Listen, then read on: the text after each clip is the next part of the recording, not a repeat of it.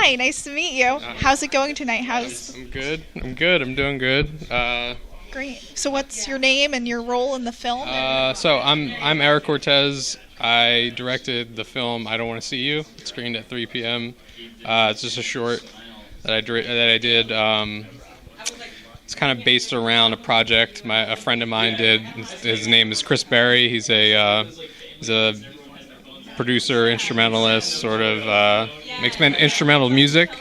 And I made a film that kind of was like a complimentary short that was supposed to showcase his album that he did back in 2020. Yeah, called Bored. That's the name of it. Oh, great. Okay. Yeah. Do you have any plans now to make this bigger than a short, or just is this just? No, it was just like, like, let's just go for it. Like, it was originally supposed to be a music video, and then I was like, oh, this is like the way that it just manifested. It was like, oh, I'm gonna implement 2 other songs into the thing, and then it became this 8-minute sort of, just a short, just a regular narrative, no dialogue, just.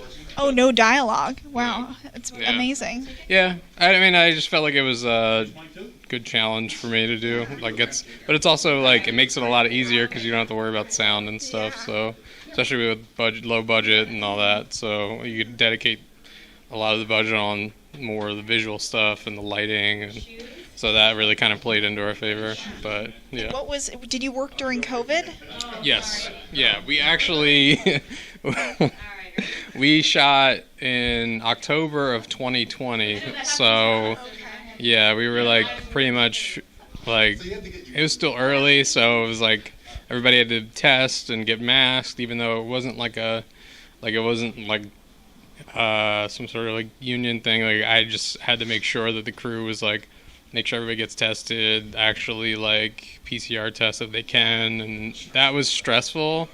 And I did feel kind of invasive because that's just how it feels with COVID, just very public, private medical stuff becoming public. But yeah, that was that. And then I was like praying that my film wouldn't be the one that would be like the super spreader sort of thing, even though there was like a crew of like maybe 7 people, 8 people. But yeah, I mean, we made it through. It was really fun. I mean, like, I hadn't had a crew like that before, like a bigger sort of actual like usually I was just shoot, direct, do everything, one-stop shop. So it was a lot of fun. I mean, I had a DP for the first time.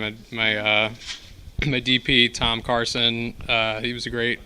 It was weird. It was just like everybody kind of became friends on set too. It was a lot of people I hadn't worked with, a lot of people from my world, a lot of people from Tom's world that we kind of brought on to the project, and then it was kind of like we were hanging out. So.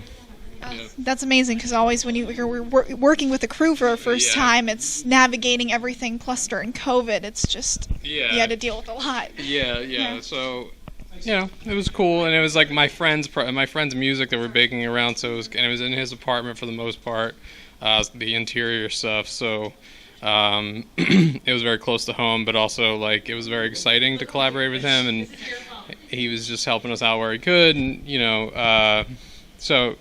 That makes it even more exciting, just being able to work with someone who's a close friend of mine, a very good friend of mine. So there was that pressure added on, and then also like just bringing new people on and having to delegate and trust people. I think that was really tough, but also just it's kind of a vulnerable sort of project, just something a little bit more dramatic, a little bit more about grief and the way we kind of process things. So it sounded like it worked out, though. Look at where you are. You're here. I'm here. Yeah, it was exciting seeing it on a big screen. It must be. Oh, so exciting.